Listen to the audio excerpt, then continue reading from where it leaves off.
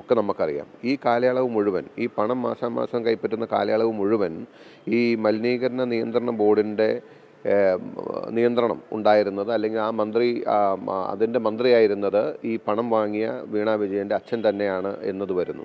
മാത്രമല്ല, ഞാനീ പറഞ്ഞ കാര്യങ്ങൾ കണ്ടെത്തിയത് ഇൻകം ടാക്സ് ഡിപ്പാർട്ട്മെൻറ്റിൻ്റെ അന്വേഷണത്തിലാണെങ്കിൽ, പിന്നീട് കമ്പനി ഡിപ്പാർട്ട്മെൻറ്റിൻ്റെ അന്വേഷണത്തിൽ ഈ ഇതുമായി ബന്ധപ്പെട്ട് മുഖ്യമന്ത്രിയുടെ മകൾ സീരിയസ് ഫ്രോഡ് കമ്മിറ്റ് ചെയ്തുവെന്നും ഗുരുതരമായ സാമ്പത്തിക കുറ്റകൃത്യം നടത്തി കോടാനുകോടികളുടെ തട്ടിപ്പും വെട്ടിപ്പും നടത്തിയെന്ന് ഇതിനോട് ചേർത്ത് വയ്ക്കാവുന്ന ചാർജ് ഷീറ്റ്, അതായത് ഒരു അന്വേഷണമോ FIR അല്ല, ചാർജ് ഷീറ്റ് കോടതിയിൽ ഫയൽ ചെയ്ത സ്ഥിതി കൂടിയാണുള്ളത്. അപ്പോൾ ഇതിനപ്പുറത്തേക്ക് ഇനി എന്ത് എന്ന് പറഞ്ഞാൽ, ഇതിനപ്പുറത്തേക്ക് ഒരു അന്വേഷണം നടക്കുന്നതിന്